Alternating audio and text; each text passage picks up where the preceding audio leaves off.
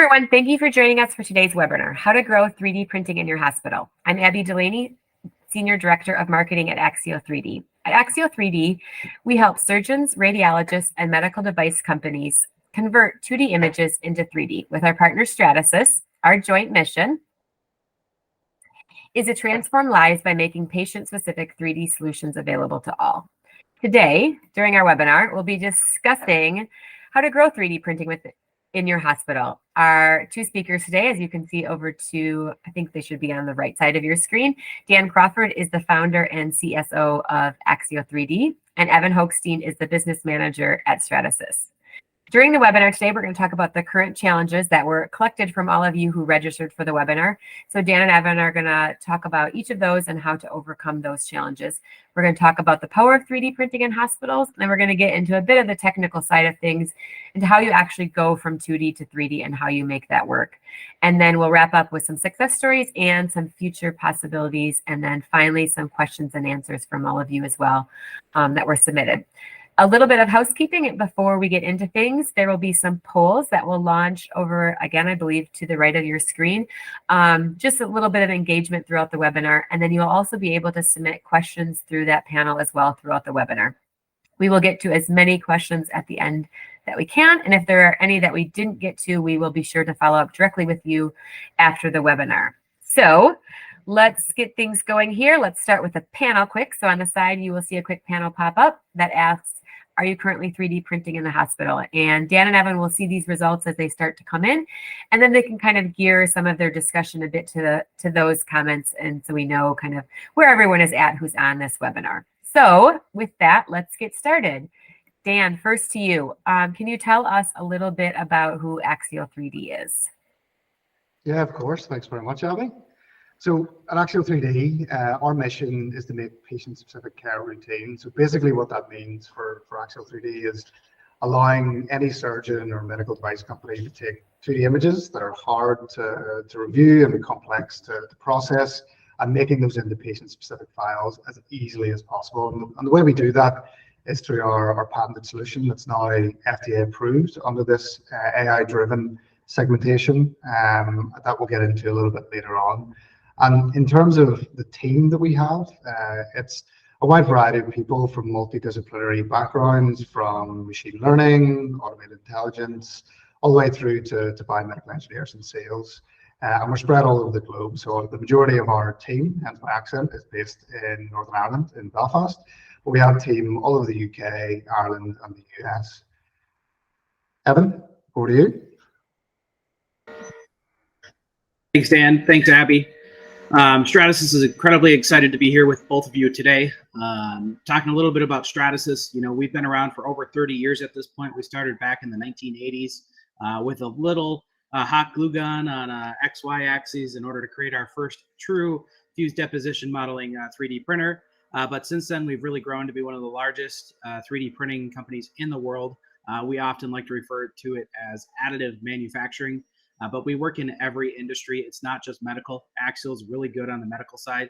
We're also do a lot in the medical space, but I always like to point out we work in automotive, we work in aerospace, we work in consumer products. And really what we're looking at is a market opportunity from our perspective to transform the manufacturing industry. I think we're starting to see it more and more in the medical industry where we're going more patient specific. And in order to be patient specific in the medical industry, you need to have very short turnaround times. You need to be able to address a lot of patient specific items that in the past we haven't really been able to, or we've gone with more of one size fits all devices. But that's unique to 3D printing and something very unique that we can address between our powerful software with Axial3D, as well as our on-site, as well as remote printing capabilities with 5 different technologies that Stratasys has today. Go ahead, Abby, to the next slide. But really, at the end of the day, our Stratasys purpose is to empower people to create without limits for an economical, personalized, and sustainable world. So think of that as kind of when we wake up in the morning, what do we think about? We want to be sustainable. We want to create products that are personalized to every single individual. And we want to do that in an economical way. All right, great. Thanks, Dan, Evan. Okay, so as I mentioned during the registration process, we asked all of you what your challenges were in terms of 3D printing within the hospital and how you grow that. So what we've done is taken all of those challenges And Evan and Dan are going to go through them a bit. We've grouped them into two kind of categories. Ones that are kind of looking to get started. So some of you that registered are looking to kind of build up your 3D printing within your hospital. And the second group of challenges will address more of those of you who've already established some 3D printing in your hospital, and now you're ready to take it to the next level. So kind of first challenge, not surprising that several of you addressed during the registration, was around cost. Printer costs, software costs, labor costs, all of the getting started cost of 3D printing in your hospital. So Dan, Evan, you guys want to chat a bit about that? Evan, maybe I could take that one and then you can build upon it. Absolutely, go ahead. Yeah, Dan. I think cost, like, it's certainly something that's very, very important when it comes to bringing 3D printing, especially for medical models, into the hospital or healthcare setting. It's always the first thing a CFO or CEO of a hospital will come and ask you. But I think one of the things that at least we have seen in the industry over the last few years is the cost of these medical models really going down, and that's to do with a number of things. So the cost of the segmentation platform becoming a lot less, and then the sort of advent of newer, more advanced 3D printing techniques that are more cost effective, that allows hospitals to start adopting a service and starting to bring in 3D printers at the point of care. And I suppose one of the things that we'll probably come on to as part of the presentation is that there are costs associated with actually getting the models into the hands of healthcare providers, but one of the things that we'll talk about is the cost benefits. So, you know, there's an upfront investment for getting the models to the point of care, but there's also an element of what it can save in the long run for that hospital that's really important for us to address here. Don't know if you've got anything else. Yeah, no, Dan, I was going to kind of echo what you said there on cost benefit. We often talk about cost when it comes to 3D printing and segmentation and getting 3D models. But in reality, what I think we should be talking about are these benefits. And we're going to get into that a little bit later. I think we have some benefits to 3D printing and segmentation and visualization. And that's really where I like to concentrate, because at the end of the day, our customers are patient, and we need to make sure that, you know, this is providing a benefit to that patient. And when we do understand what that benefit is, how does it overall reduce risk? How does it reduce cost? And at the end of the day, we need to understand that that benefit outweighs the cost. Right, great answers there. Second one that we got, kind of a little bit along with cost, but reimbursement and funding. And we got kind of a mix of people from all over the globe that are on this call, as well as registered for it. But let's focus a bit on kind of the US market and the UK market. A bit different structure in how reimbursement and funding works. So Dan, why don't you talk a bit about kind of UK, and then Evan, why don't you add in some thoughts on the US? Yeah, of course, Ali. Look, it's no secret that the UK's NHS is quite strained at the moment. So bringing on new technology like this, it can be quite hard to find funding within those hospitals. And I think where it's been most impactful, or where we've seen most of the benefits and wins for these early stage surgeons or radiologists bringing 3D printing into the point of care, is starting small, starting within a specific department. So whether that be in orthopedics, in cardiology, or neurology, it's starting somewhere where you can get an initial body of knowledge or body of research that will prove the fact that bringing these into the point of care and using them for day-to-day surgeries does have an impact on not only costs, but the patient outcomes that we'll come onto later on. And I think particularly in a lot of UK and European hospitals, what we found is, you know, there are pots of funding that you can be quite successful in getting, where it's going to be research and development funding, bringing in new technologies into the point of care. And we've had a number of these hospitals, particularly within the NHS, where we've worked collaboratively with them to make sure that we're providing them with all the evidence that we've already accrued to support their ability to get some of these R&D funds through the door. Evan, do you want to go through a little bit on the US? Yeah, certainly, Dan. Talk about a fun issue to talk about here is reimbursement and funding. But something that we've seen a lot here in the United States, especially from the funding side of things, is a lot of grants, a lot of donations from private individuals coming into hospitals in order to purchase capital equipment, specifically 3D printers, to bring into the hospital, to purchase licenses or to purchase segmentations in order to truly fund, I think, really a 3D printing center within hospitals. That's kind of conventionally how it's been done. And there's been a lot of chat over the recent years, especially if you've been involved in the 3D printing community here in the U.S. within hospitals and point of care about reimbursement. If any of you are involved with the RSNA special interest group in 3D printing, this comes up at every single meeting. It's how do we get reimbursement? And there's been a lot of work done towards that, from creating registries to just truly understanding the data and how this applies to each patient, how it's impacting each patient. There's been a lot of published and peer-reviewed studies on this as well.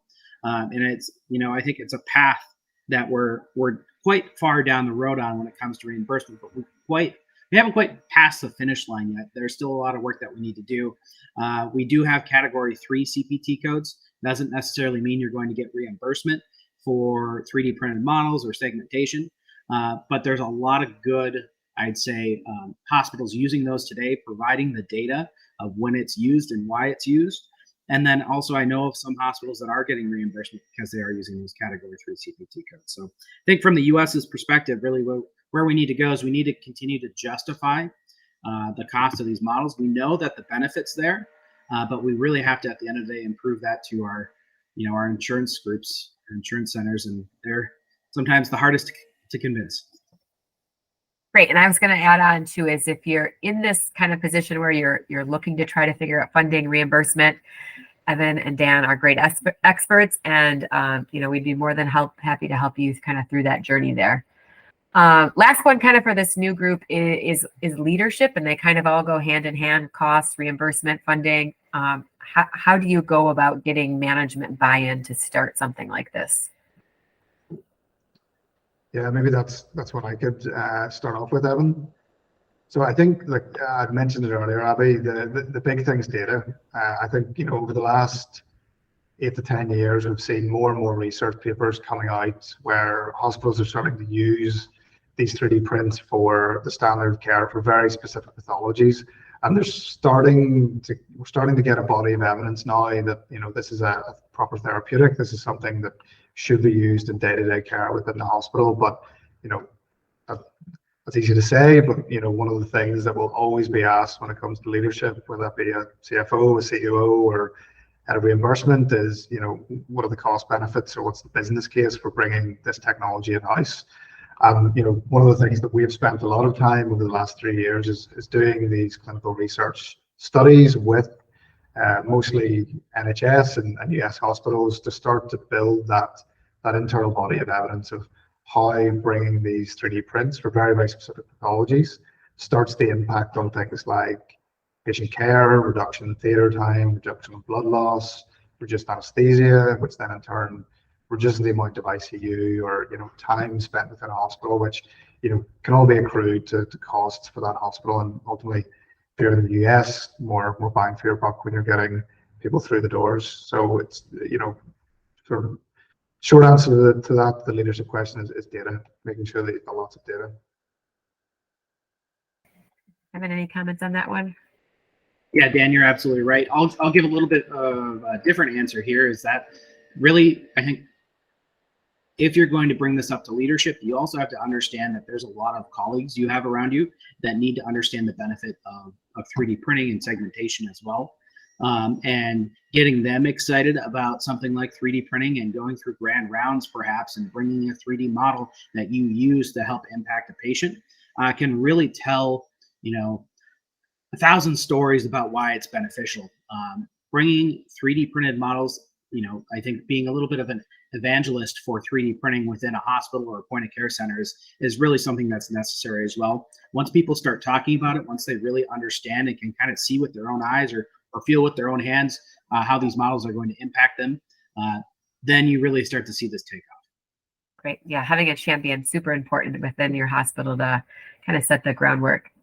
Okay, so now let's move into kind of a second group of challenges. And this is more about surgeons, radiology departments that have already kind of established 3D printing in their hospitals and, are really kind of looking to grow from there. So the first one was around resources, and we got a great challenge that said, how do you develop the wider infrastructure to support this becoming more common practice? So it's not just one-off models kind of here and there.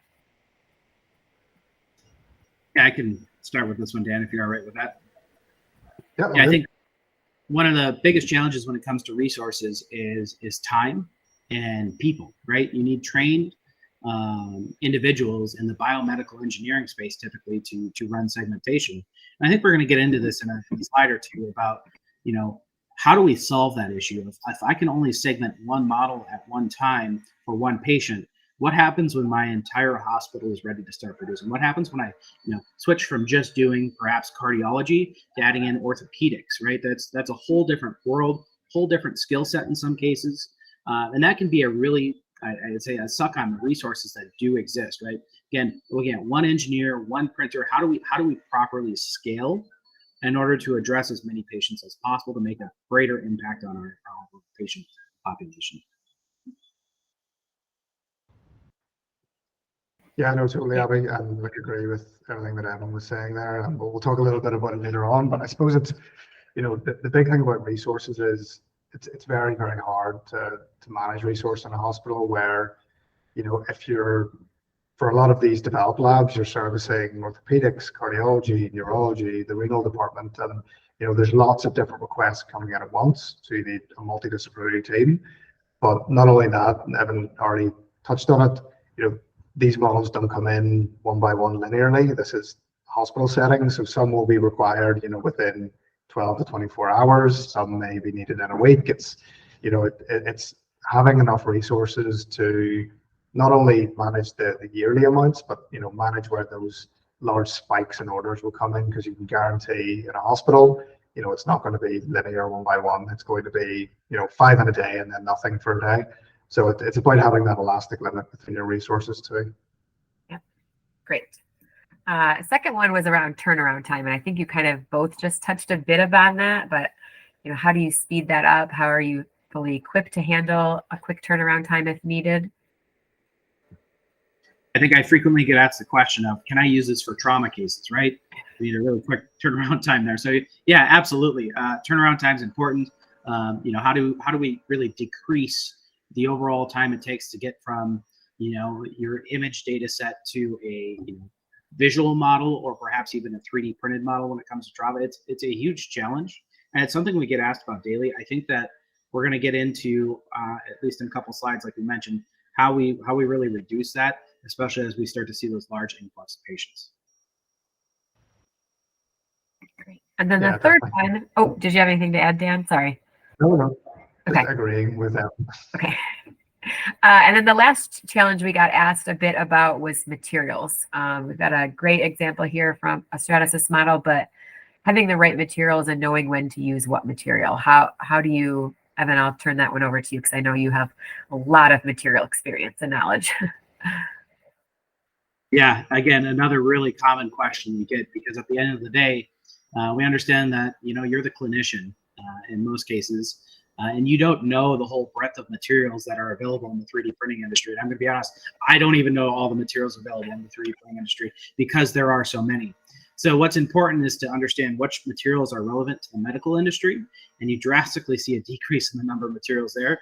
And then once you know which materials are relevant, right, then you got to just understand what you want to use it for. If you're looking at it from a simulation standpoint, if you're looking at it from a, say, cutting guide standpoint, right, where we see ourselves in this industry is that we're the experts when it comes to 3D printing, and we think we can address this challenge quite easily by just providing some easy recommendations. All right, great. Okay, now shifting a bit from kind of the challenges, Dan will speak a bit about this, but we had done a research study a little while back, and these are kind of some of the results. So Dan, you want to share kind of this study with the audience? Yeah, definitely, Abby. I suppose this is one thing that we'd be more than happy to share if you reach out to us. You'll actually see it pop up. The download should pop up shortly over there. Perfect. So it was a research study done at one of Europe's largest orthopedic and trauma centers, Royal Victoria, very near Axial3D's offices. And really what this was is a 6-month study where we took just over 100 models in 3 different specialisms, so orthopedics, cardiology, and maxillofacial surgery. And we provided these models to surgeons for, complex cases, but also the day-to-day cases that they would typically see, throughout their week in the orthopedic department. And kind of touch on what Evan was saying, a large portion of these models were used in trauma applications where, road traffic collision came in on a Monday and they needed a model for the Wednesday for planning that theater session. So it's a wide variety of different models and use cases. But overall, the biggest thing that we saw was the feeling that it gave the patients. So giving the patients the ability to really fully understand what was actually going on with their pathology. So, patients, I've worked with medical imaging for the last 11 years, and even some trauma applications I can't get my head around. So if you're a lay person or a patient trying to understand how badly your pelvis is fractured from a CT scan, it can be next to impossible. But giving them the 3D print really empowered them to understand what was going on with the surgery, and more importantly, for global surgery, is to properly consent that patient. The other thing which is very important in the hospitals is surgical time. The actual study was all geared around how do we use these models as a tool to help reduce the amount of theater time, to help increase the amount of throughput that the patients can have through surgery. On average, with these 108 models that we provided, there was an average of 62 minutes of theater time actually reduced, which meant even with this small amount of models, there were a number of new surgeries that were able to be opened up for the NHS to help ultimately alleviate this COVID backlog that's happened over the last 3 years. And that's becoming more and more of an important theme that we're seeing within hospitals globally is trying to get rid of this backlog of these elective cases that they're finding. And I suppose the overarching piece that we've seen is nearly half or just over half of surgeons were actually changing the diagnosis or the plan when they saw a 3D print rather than looking at a 2D image stack. And not only that, it helped with the interdisciplinary communication between surgeons and nurses and theater staff to properly understand how they were going to go in and treat the patients, which ultimately led to this dramatic reduction in theater time, which ultimately results in better outcomes for the patient and reduced costs to the healthcare provider. So, as Abby said, more than happy to share this data with anyone to help jump over that challenge of trying to get evidence and trying to convince the internal senior team within hospitals to bring on this technology. Great, thanks, Dan. Okay, next, so let's kind of talk a bit on the technical side. So how does this growth actually happen? How the software, the printers, how does it kind of all work together? So Dan, I'm going to turn it over to you to kind of walk us through how traditionally done and kind of how the Axial Strata solution can help you. Yeah, of course. So really what I'll do is for anybody who's new to segmentation or 3D printing or creating models, I'll go over a high-level review of basically how you get started. So the first and most important thing is to get the raw data. So all of these three-dimensional models are created on an initial imaging stack, an initial patient-specific two-dimensional data stack. And that can have a number of challenges that we'll talk about later on in the presentation, where trying to get images from a PACS department can be quite difficult. Something that we have found over the last few years that we've developed a few solutions around. And then once you have your two-dimensional images, traditionally, really what you need to do next is figure out a solution or get a software to convert those two-dimensional data sets into a 3D file, and then actually properly getting up to speed and learning how that segmentation software works, and then going through manual or semi-automated processes to take those two-dimensional images and form them into a 3D file for ultimately a number of different 3D use cases, with one of the most common being 3D printing. And I think one of the things that probably something that's misconstrued at the moment in the market is once you're done with your 3D file, it's just ready to 3D print. But there's still a number of steps that needs to be taken from taking your STL or your OBJ or native 3D file and getting it ready to ultimately 3D print, which is a skill in itself. I suppose, Evan, do you want to maybe expand on that a little bit and talk about the challenges there? Yeah, I always like to say, once you output this from a segmentation software, the next step is a visualization software. Whether you want to view this in AR, VR, or 3D print it, really that next step is always going to be a visualization software. In the 3D printing world, our visualization software is used to assign proper materials. We had a little bit of conversation about a challenge with materials and finding the right materials earlier, and this is kind of where we do that step. Should I have flexible materials? Should I have rigid materials? Do I want a white bone? I saw this post on LinkedIn the other day. There was a discussion about is white better for 3D printing bones, or is gray better for 3D printing bones? Should I have a light material versus a dark material, right? This is kind of where we use the visualization software in order to assign the right materials, the right colors, whatever that may be, before we actually go to that 3D printing phase. So typically this visualization software, especially in the case of Stratasys technology, is going to have a nice print button in the lower right-hand corner where that will send it directly to the printer. The printer will then print it.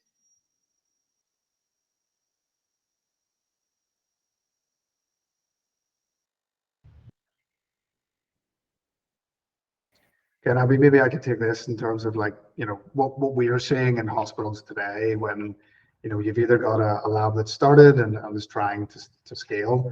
So we touched upon it earlier when, in most of the hospitals that we work with that have a 3D printing center of excellence or a lab within the hospital, and it's generally run by one engineer, one or maybe, one and an intern. So what we see is that you get a number of these different surgeons coming to these engineers and asking for specific models, some of which can be quite simple, like a little orthopedic model, say at the hand and wrist. But then you get the more complex ones that have really long segmentation times or print preparation files, say something like a liver tumor, or you're looking at segmenting multiple pieces of anatomy and creating quite a complex print that requires multi-material or multi portions of anatomy. So the biggest issue with that is the serial nature of creating those files. So it's one by one. When you're doing these models one at a time, and you get 3 or 4 cases all at once, there can be a big issue with having the ability to deliver those files on time for those patients. And we've even seen in some cases, surgery being maneuvered around or extended because the surgeon's so, that they need that 3D print for that specific case. So, our worst nightmare is seeing hospitals maneuvering, complex congenital deformities or bad trauma cases to get a 3D print, when we know that there's a solution there to ultimately, parallelize this workflow and make sure that, if we're doing a number of these cases all at once, that can be done, in that day rather than waiting days at a time. And the thing that kicks on as well is if there's one 3D printer within the hospital, there's additional time and additional serialization put in there where it becomes very, very difficult to manage this workflow of multiple models coming in at once. Right, great. Okay, so now kind of how it's been traditionally done and how we've kind of seen it in a lot of hospitals. Dan, kind of why don't you walk us through kind of this new phase of how we can implement this with the Axial3D and Stratasys solution? Yeah, so I'll go over high level and then we can go through each of these in detail. But really, in a nutshell, what Axial3D solution does, it's an online platform which is cloud-based, which is HIPAA compliant and HL7 compliant, to allow surgeons from anywhere around the world to upload their data for automated processing. The unique thing about what we have is we have an automation AI engine that's based in the cloud. So all of these segmentations are done within a cloud computing infrastructure, which means that multiple can be processed all at once, removing that serialized nature of what we see today. And the other thing that we have is a rigorous quality control system. So once it's been uploaded to the cloud, safe there, the automated segmentation will happen, and then it can be validated and verified by a group of engineers to make sure that the algorithm has done its job. And the thing I should say, and I failed to mention earlier on, is the really important thing about this entire workflow now, and it's really important for progressing in the industry, is making sure that a lot of these AI tools are FDA approved. And we're really excited to announce that the AI portion, or the machine learning segmentation portion for a lot of these different specialties, are now FDA approved on Axial3D's cloud platform. As Evan mentioned earlier on, there's a variety of different 3D outputs that, once these are uploaded to the cloud and segmented, there's a number of ways that hospitals can utilize the data. Rather, if you want to touch on them very lightly before we go on. Yeah, so the output really we get from the Axial system can be any number of things, but really the three primary that we work with are 3D visualizations. So that's something you look at like AR, VR, 3D print ready files that are ready to go on a 3D printer, and then 3D printed models. And we'll get into the details on those in a few slides.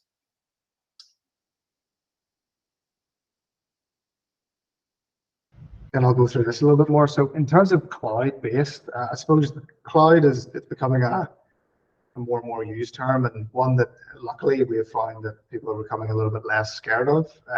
It's, for us, cloud unlocks a number of things. It unlocks the ability to scale really rapidly, and it also allows us to leverage the software, the infrastructure that we've created globally. So we actually work with our cloud vendor AWS, where regardless of where this data is uploaded, all the data sovereignty rules and all of the data compliance regulations for that specific country can be handled by servers or cloud infrastructures within that region. So it means that regardless if you're uploading from Sydney, from Dublin, from Boston, from San Francisco, there will be a server that will pop up on the AWS infrastructure and process that data within that region, making sure that all the data sovereignty rules are, properly adhered to. The other thing that we're very, very proud of is the ease of use of this technology. I'll come on to it later on, but you can get started and upload your first case within minutes. Whereby one of the big bottlenecks that we haven't talked about, or the challenges that we see in hospitals, is getting the funding to actually bring in a segmentation software can be quite lengthy, but then learning how to use that segmentation software can take a long time. So in some cases, 6 to 12 months to get properly competent in that software. So, that's really good that we've found for some of the very heavily engineered brain surgeons or radiologists that we've met over the years. But for all of those that aren't that way inclined, it can be really hard to get going. And for us, it's just a case of requiring an internet connection and uploading your data. And we have a number of different ways in which we can make sure that data transfer process is as smooth as possible. So we have a number of PACS integrations with PACS vendors across the UK, Europe, and the US, where we can feasibly access thousands of different PACS systems across those regions without the requirement of burning CDs and setting up file transfer systems. We can actually make it part of the clinical workflow and make it part of the clinical workflow in a properly compliant way. So everything that we do and all the data that we house is all HIPAA compliant. And the other piece is, one of the more important pieces is how do we do this? How do our automation algorithms actually work? So Axial3D has been around for years, and we've spent countless number of those years developing our infrastructure and our architectures specifically for what we've just got clearance for in the FDA and these AI algorithms. So we have millions of labeled data sets that have been created over the last number of years and validated by surgeons and radiologists that our algorithms are now starting to have actually learned from. I'm proud to say that we've got one of the largest growing medical device databases in the world that hospitals can get instant access to just by uploading their data and performing these automated segmentations. And it means that if we can remove all of these manual processes to do with segmentation and processing, it starts to allow more and more of these hospitals to start bringing on this at the point of care really easily and removing all the manual tasks associated that we talked about earlier. I think Abby will go through a little bit about what that looks like for both a surgeon starting their journey or someone scaling. So for us, it's a matter of registering on the platform.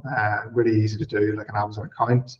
You just register with a username and password. And then what it allows you to do is go straight into ordering. So what you're seeing here is the number of different 3D models that we've made throughout the years for different pathologies. These are cardiology ones for hypoplastic hearts or ventral septal defects or full hearts. What you can do is basically order exactly what you need from the platform by picking visualizations or meshes or print-ready files that Evan will talk a little bit more in detail about later on. And what we can do is access this DICOM data either through a direct upload if you've got it locally, or through a PACS integration that you're seeing here. And as soon as those images, the DICOM images, hit our server, an automated segmentation is kicked off.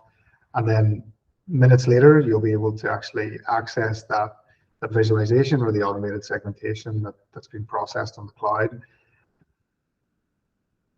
And this is one of the examples of an AI segmentation of a pediatric heart.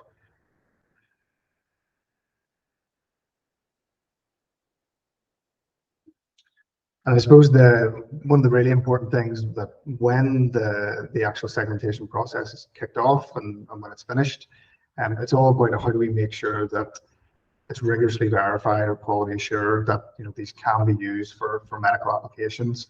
And one of the things that Axial3D has is a number of quality management systems, two of which are very applicable to this market. So ISO 27001 is the information security standard, which means that we can house and process this data in a very, very compliant way, meaning that it's locked down to only being used for a specific purpose, and we'll guarantee that it won't be used for anything else or any data leaks will happen. The other is ISO 13485, a specific medical device standard that a number of hospitals or medical device companies need to make sure that they're adhering to. So having that as part of your ongoing workflow for creating these 3D printed medical models, either at the point of care or as a service, is always really important for our customers. And once the data is actually processed, it's always checked or verified by a number of engineers to make sure that the algorithm's done its job. And as I said earlier, one of the biggest things is our FDA clearance. So there's an FDA clearance now specifically for these AI-driven segmentations, which means that you can rest assured that when you're getting a 3D file for one of these specific specialties, it's been processed in a compliant way. It's rigorously verified by the FDA, and then we're doing additional checks on that to make sure it's definitely correct. And just one question on that slide. With ISO 27001, I know a lot of hospitals do ask to do like an audit. Are you guys able to comply with that? Yeah, of course, Evan. Like we've had that request from a number of different hospitals that have been working with us, and like we're more than happy to. We have a team of data engineers and software developers that can help onboard any of these hospitals that need to do either PACS integrations or perform something like a business associates agreement with them. Right there.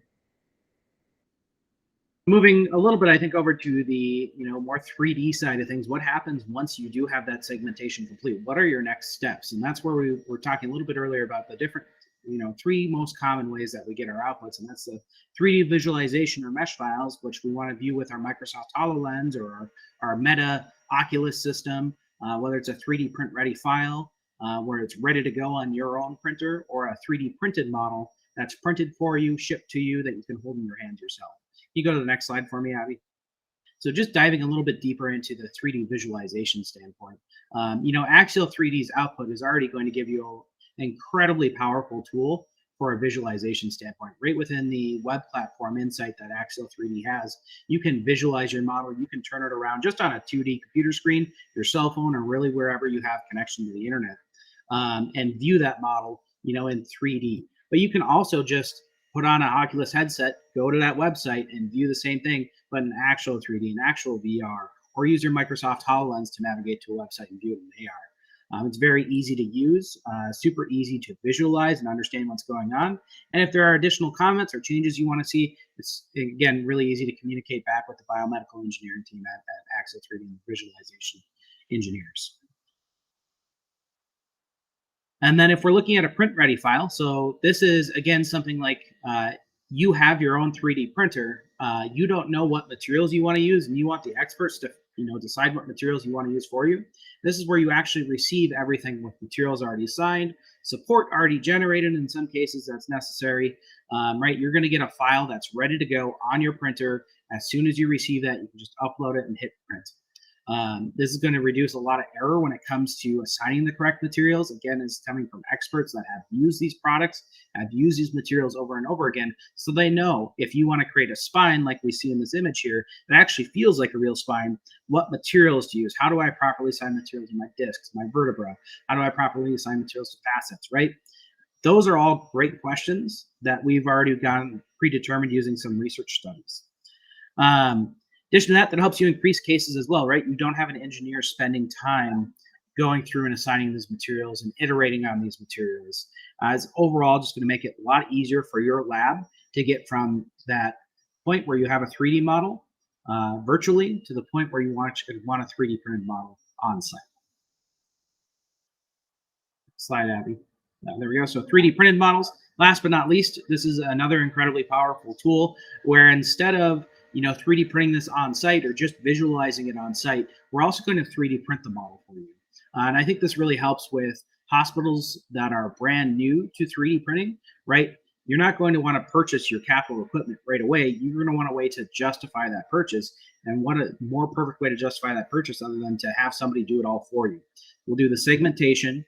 We'll do the material assignment, choose those correct materials based off what you want to do with it.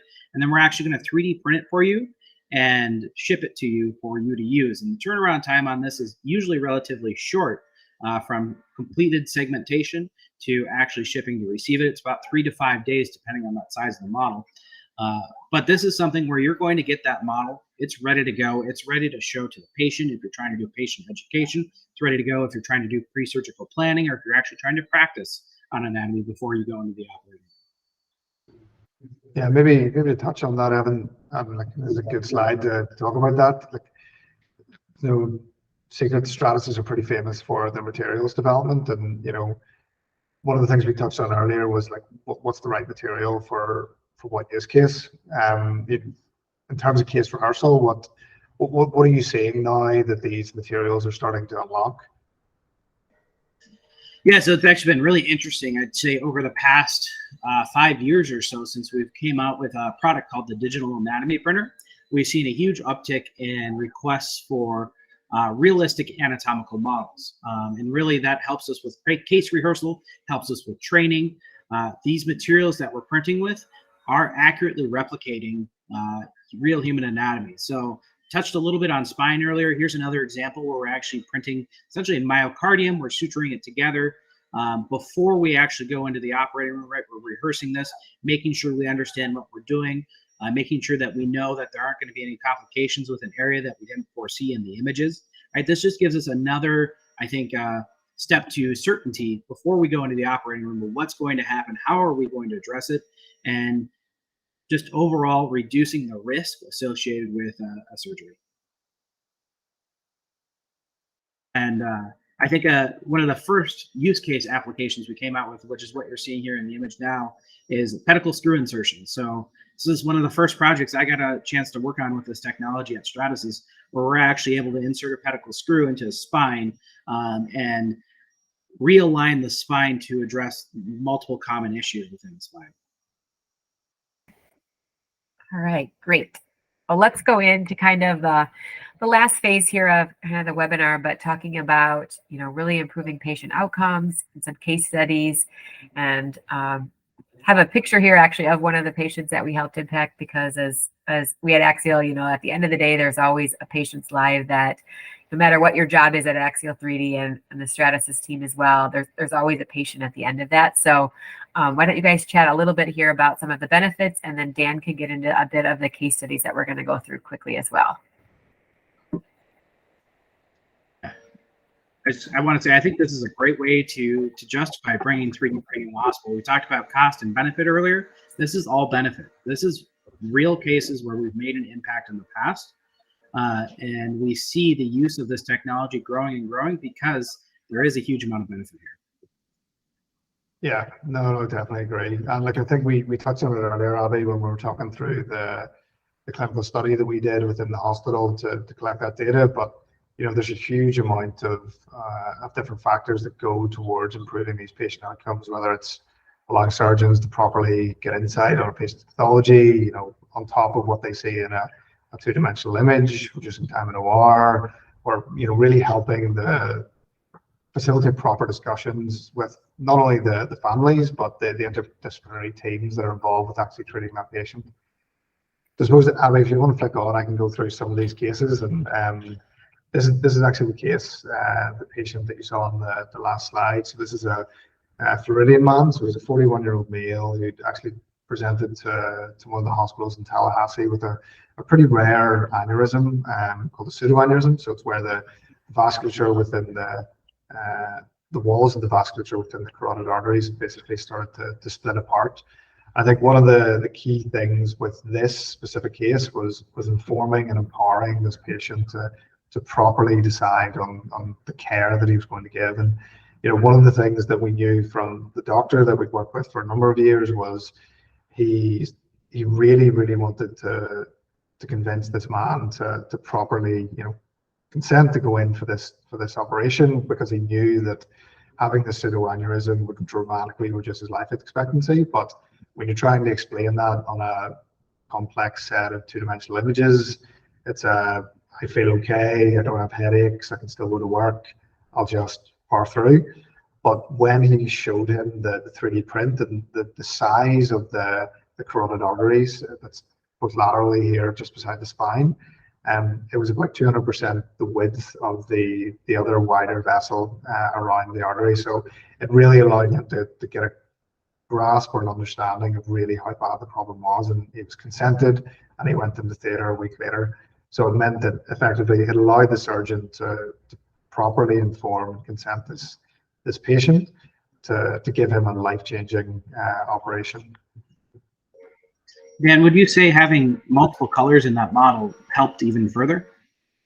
Oh, totally. And I think, Evan, the big thing is, with CTs and MRIs, they're black and white, so it's really hard to differentiate between different structures. And it's relatively the same case when it comes to looking at three-dimensional anatomy. A CT scan is, you can sort of see what's going on. A 3D print is vastly more improved, but being able to differentiate the vasculature from the spinal column from the base of the skull greatly enhanced, this patient's understanding of what was going on. And ultimately, the model printed here in a J5 MediJet really improved that surgeon's ability to really explain what was going on.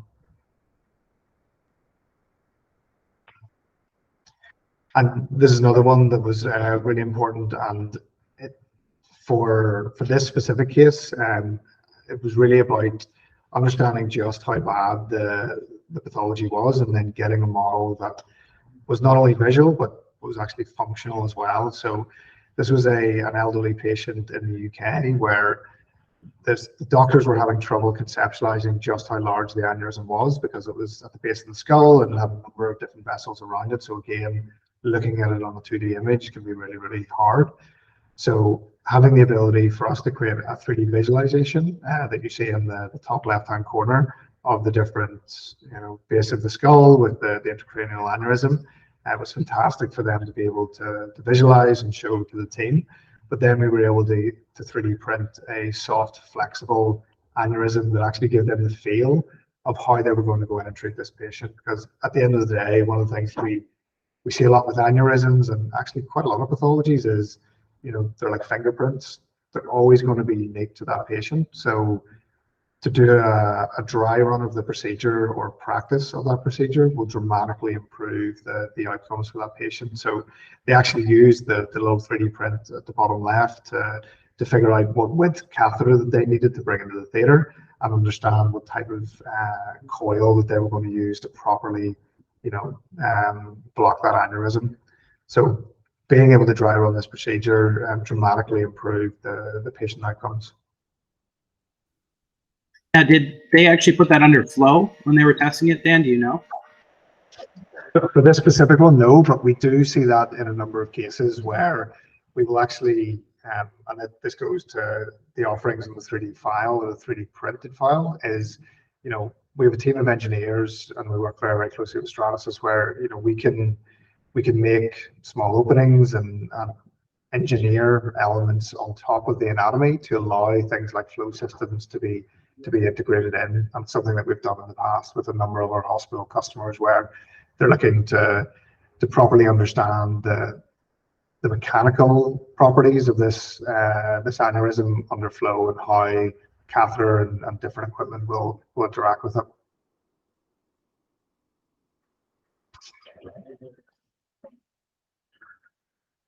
And this is a really good orthopedic example where if you were able to see the CT scan, this is a patient with pretty severe arthritis around the glenoid fossa, so where the humerus meets the scapula in the shoulder. So effectively for this patient, it was fused together. So for the surgeon, what they were telling us was they were going in blind to how they were going to separate the shoulder and then do a reverse shoulder arthroplasty. And from us being able to do the automated segmentation and delineate the two separate structures was fantastic for the surgeon to be able to start to understand how they were going to approach this case. But secondary to that, because we were able to delineate both the humeral head and the glenoid fossa for the surgeon, they were able to actually measure the 3D print that was created as a result of that. And being able to measure that 3D print then allowed them to start to cut and drill into the glenoid fossa to figure out how they were going to actually treat this patient. Not only that, once they figured out how they were going to do reduction on the scapula, they were then able to measure the exact sizes of this reverse shoulder arthroplasty on this specific patient. So not only improving their ability to see the CT scan and visualize the glenoid fossa, but actually measure devices before they go into theatre.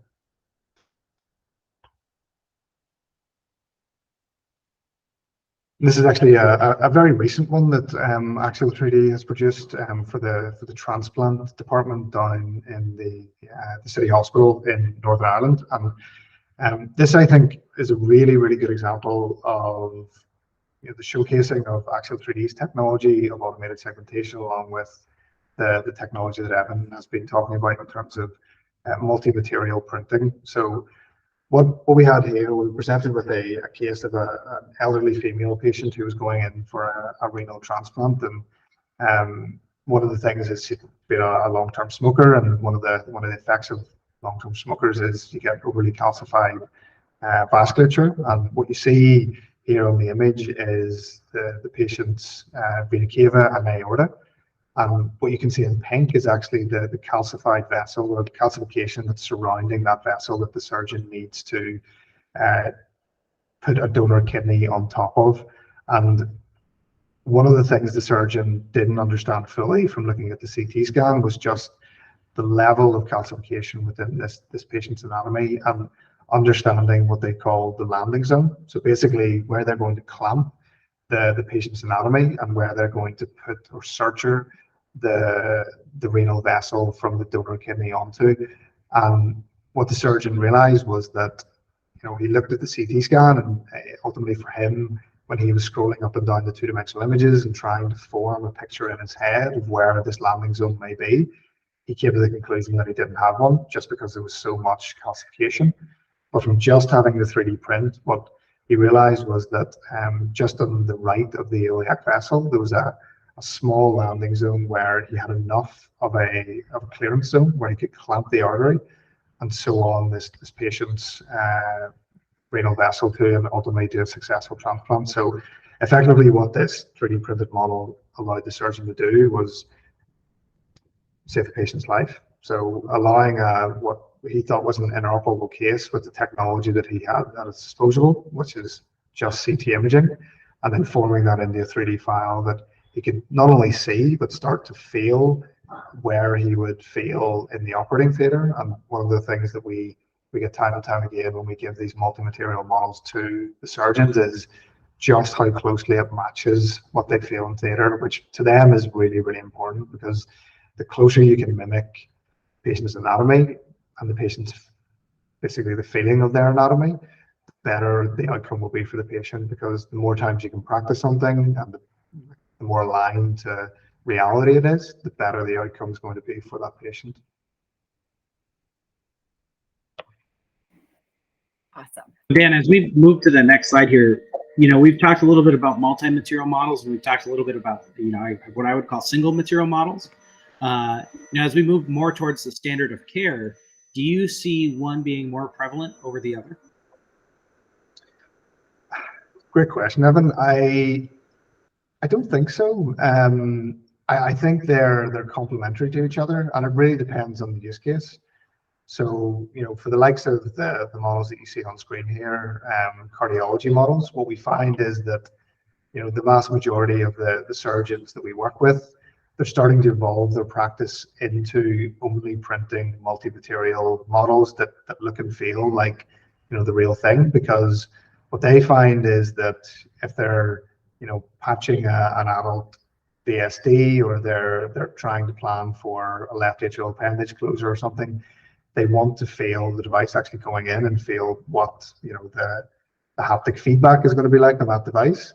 But then again, there's a number where it might be an orthopedic operation where they don't need to do a reduction on the fracture, they just need to really see it and understand the three-dimensional relationship, where a single color, single model might be totally appropriate for that specific case. And I suppose the thing is with hospitals, there are a variety of specialisms and a variety of use cases where 3D prints are going to be most applicable to.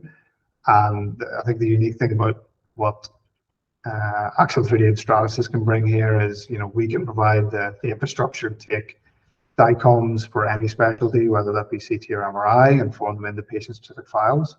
And then Stratasys have the technology to ultimately make that 3D file into any material or any type of multi-material model that the surgeon might need. Yeah, great answer, Dan. Thank you. And I think we found some very similar answers on our side. Is at the end of the day, the right material, the right model, the right technology all comes down to how do you want to use it? What's the patient story here? What are we using it for? Yeah. Okay, great. Last little section here before we kind of open up for some Q&A. We've got some great questions that have already come in. Growth opportunities. So the whole webinar was kind of around growing 3D printing within your hospital.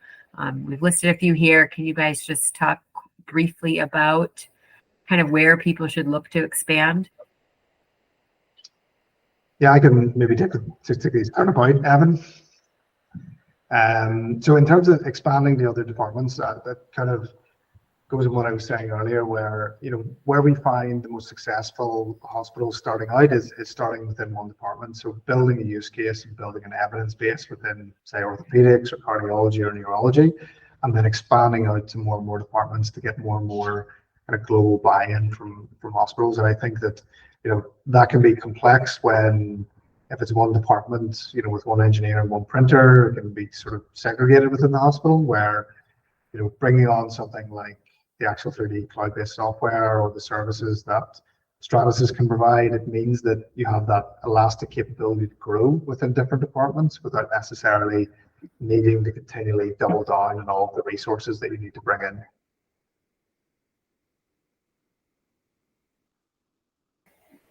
That's a great point, Dan. And I think as we look to expand this, there's other areas we're going to see this used as well. So educational models for residents. I more often than not actually get a lot of requests for training models as well, right? If we are doing patient specific for every patient, well, what if there's a new device that comes out and we want to look at how does this device actually interact with a one size fits all anatomy? That's something that I think we can really grow into as well. As we want to bring new products into the hospital that can better impact our patients, we need to make sure we're testing them and we're understanding properly how to use them, which really ties a little bit into, I think, the simulation and training centers as well. Right? We can better augment what we have in simulation and training centers today with more patient-specific 3D printed models that are just going to help us, I think, understand how a wide range of anatomy reacts to certain procedures, different procedures, and in different ways. Yeah, totally. And to expand on that a little bit in terms of the educational models or the training centers, what we're finding a lot within particularly academic medical centers is that they're finding it very challenging to basically access the traditional training solutions, which ultimately for a lot of hospitals is cadavers. And one of the things that we have found is that there are pros and cons to using cadavers, but the thing that everybody knows is cadavers are reducing at a pretty alarming rate. So there needs to be that new wave of innovations coming out to kind of replace that as a solution for training. So having the ability to 3D print these models in tissue-like materials and ultimately have an infinite supply of them through the Stratasys technology, being able to print them over and over and over again is fantastic. And the thing that we find from some of the training centers that we're starting to work with is a lot of these cadavers or traditional training solutions that are out there, they're not patient specific or what you would call pathology specific. So if you're, say, training a surgeon on a new heart defect or a really complex set of orthopedic trauma injuries, that all needs to be simulated in some sort of way. So if you can 3D print an already existing bank of pathologies and teach surgeons, I think that's going to be a really, really big growth opportunity within the whole 3D printing sphere and within hospitals. And I'd also add pediatrics, right? There are so many unique cases in pediatrics that we have to address that this is a huge benefit for pediatrics as well. And I think one of my favorite stories is a story where we actually 3D printed a model for a patient that parents wanted to understand what was going on to their infant, and they didn't understand until they had that 3D printed model in their hands, and then they could feel more confident in improving the case, improving the surgery. Yeah. All right, great. I suppose Abby on the yeah. You got a final thought there? No? Okay, sorry. We're just running near end of our time here. So we've had some great questions come in. We've also had several questions that came in through the registration. So I'm going to try to group a few of them together, given kind of the amount of time that we have left. So two great questions came in around cost, as we've been talking a lot about that. But how do you reduce costs around this whole process to help implement this? And this was specific to NHS hospitals. But we also had another similar question. I'll let Dan, you handle that first one. And then the second part of that question was, how do you get started when you don't have a budget of $5 million to cover all the expenses? Like, where is that? How do you overcome those barriers to entry? So Dan, I'll let you go first there. Yeah, I'll take so in terms of the reduction of costs, the big thing is trying to find the most efficient solution to get to what you need. So if you need a 3D printed medical model, you might not require a really complex sort of software and an engineer in house and a 3D printer in house. One of the things that we're finding more and more hospitals adopting is the service. So the ability to basically pay for what is used. Ultimately, what that means is that when you're starting off small, you don't need to invest a huge amount of cost and infrastructure associated with the software, the people, or the printers. It just allows you to get access to the technology at the point of care without that huge upfront investment.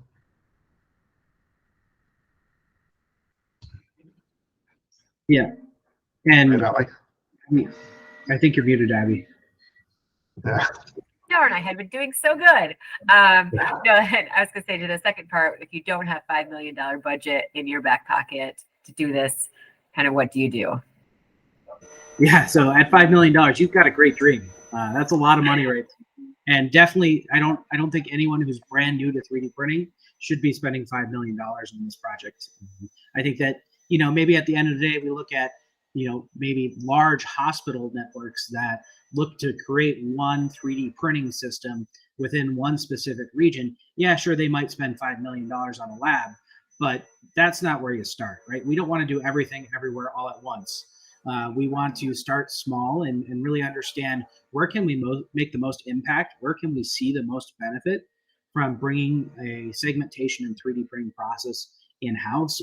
And step number one is get a 3D model. Work with, I think, between Axial3D and Stratasys, we can get you a 3D model. We can help build that business justification, but also help show what the benefits are. We can help select a case where maybe we could have made a greater impact in the past. And that's where we start. And just one model, one case is going to be really low cost.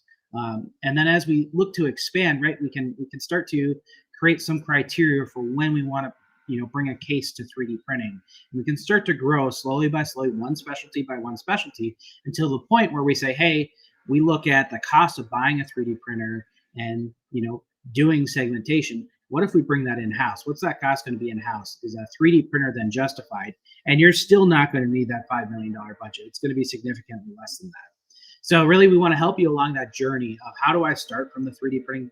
How do I start 3D printing? How do I start visualization? How do I start segmentation? To the point where you are starting to build a program that's going to impact a larger hospital network, if you're a larger hospital network, or impact all the specialties perhaps in your one location. All right, great. We are a little over on time, but I'm going to ask just a couple more questions, and then we'll wrap it up here. Dan, a couple for you is, how is patient data removed? I know you talked about HIPAA compliance and things like that. How is that data remained secure? And then at the end of the case, what happens to that data?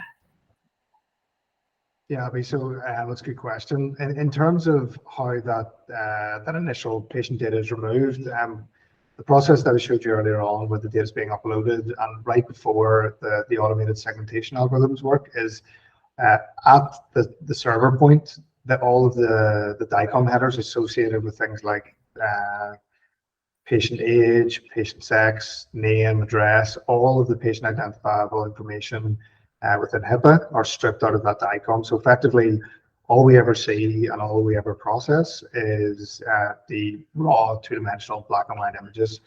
And once that data is processed and the 3D model is created, we effectively destroy the data once it's put through our algorithm and the segmentation has happened.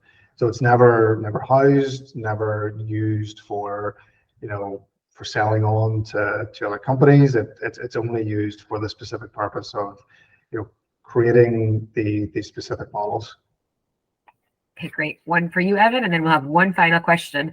If we didn't get to your question, like I mentioned, we'll follow up with you after. But how is the Axial3D Stratasys solution different from the 3D renderings you might get from some imaging companies? Yeah, great question. I think Dan could probably help out a little bit on this one as well. But if we're just looking at a standard imaging, software, oftentimes that's not a segmentation. We're just looking at a point cloud, a series of dots in a cloud, and that's not something that we can directly go and 3D print. When we look at actually going through the segmentation process, we're going to be looking at exactly where is that specific anatomy located, what's the pathology that we're looking at, and really breaking it down to be a little bit more accurate than I think what you get just from these visualization companies. And we're doing that all automatically for you in the cloud with the Axial3D software, which is, pretty much just as fast as any other visualization software out there, if not faster in most cases. Anything you would add there, Dan? Yeah, I think you covered most of it. But in terms of what we see a lot from the traditional PACS vendors is this concept of volumetric rendering. So as Evan said, that's a lot of points in a cloud, and you're sort of seeing everything at once.